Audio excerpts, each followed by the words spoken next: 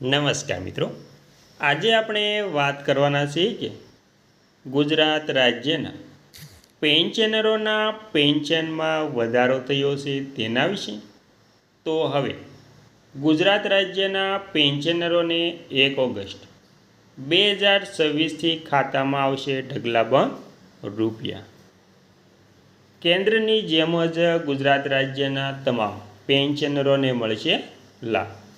તો મિત્રો, તમે પણ ગુજરાત રાજ્યની સેવામાંથી સેવાનિવૃત્ત થયેલા પેન્શનધારક છો તો તમારા માટે ખૂબ જ આનંદના સમાચાર આવ્યા છે.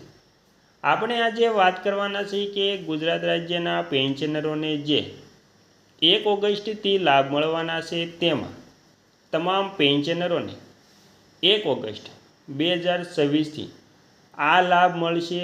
તેમાં તેમને કેવી રીતે લાભ મળશે, તેના મોંઘવારી ભથ્થામાં કેવી રીતે વધારો થશે અને કેટલા મહિનાનું મોંઘવારી ભથ્થું મળશે, મોંઘવારી ભથ્થામાં કેટલો વધારો થશે, તેના આધારે પેન્શનમાં કેટલું પેન્શન વધશે, ત્યારબાદ મોંઘવારી ભથ્થું, પેન્શન અને જે મેડિકલ ભથ્થું મળે છે, જે મેડિકલ એલાઉન્સ કહેવામાં આવે છે, તે હાલ આપણને 1000 રૂપિયા મેડિકલ એલાઉન્સ મળે છે, પરંતુ તે મેડિકલ એલાઉન્સમાં 3000 રૂપિયા સુધી મળવા પાત્ર થાય છે. એટલે કે તેમાં પણ વધારો કરવામાં આવે તેવી શક્યતા છે. તેની પણ આજે આપણે વાત કરવાના છે.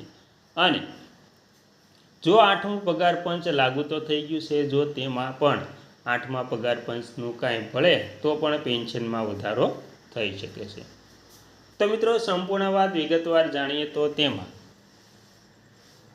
1 ઓગસ્ટ 2026થી જે મોંઘવારી ભથ્થું આપણને 60% મળે છે તે પ્રમાણે તેમાં મોંઘવારી ભથ્થું ઉમેરાશે.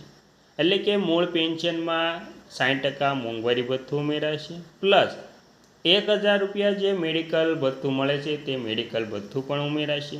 અને જો તમારે કોમ્યુનિટીની રકમ કપાત થતી છે તો તે રકમ કપાત થઈને તમારું જે મૂળ પેન્શન છે તે ટોટલ મોંઘવારી ભથ્થું, મોંઘવારી ભથ્થા ઉપરાંત જે મેડિકલ એલાઉન્સ મળે છે તે પણ ઉમેરાઈને ત્રણેયનો જે સરવાળો થાય છે તે તમારું ટોટલ પેન્શન મળવા પાત્ર થશે. મિત્રો, તેમાં પણ આપણે વિગતવાર જાણીએ તો 1 ઓગસ્ટ 2026થી પેન્શનની રકમ તમારા મૂળ પેન્શન અને લાગુ મોંઘવારી રાહત DR મુજબ જમા થશે.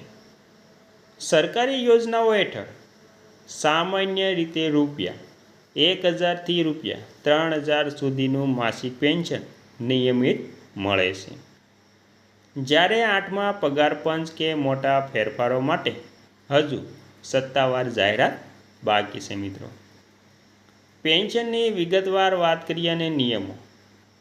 મૂળ પેન્શન અને DR કેન્દ્ર કે રાજ્ય સરકારના નિયમો મુજબ મોંઘવારી ભથ્થાની ટકાવારી જોડીને ઓગસ્ટ મહિનામાં પેન્શન જમા થાય છે. મિત્રો, અસંગઠિત યોજનાઓની વાત કરીએ તો પ્રધાનમંત્રી શ્રમયોગી માનધન જેવી યોજનાઓમાં 60 વર્ષ પછી નિશ્ચિત ₹3000 મળે છે.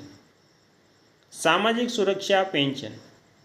ગુજરાત સરકારની વૃદ્ધ પેન્શન યોજના અંતર્ગત પાત્ર વરિષ્ઠ નાગરિકોને નિયમ સહાય મળે છે. એટલે કે જે નિયત સહાય છે તે મળે છે. તેમાં આપણે જરૂરી દસ્તાવેજોની વાત કરીએ તો KYC અને આધાર. સમયસર પેન્શન મેળવવા બેંક ખાતા સાથે આધાર કાર્ડ અને વેરિફિકેશન કરવું, એટલે કે જે પૂરું કરવું જરૂરી બને છે. જીવન પ્રમાણપત્રની વાત કરીએ તો વાર્ષિક હયાતીની ખરાઈ સમયસર કરાવી લેવી અનિવાર્ય છે. મિત્રો,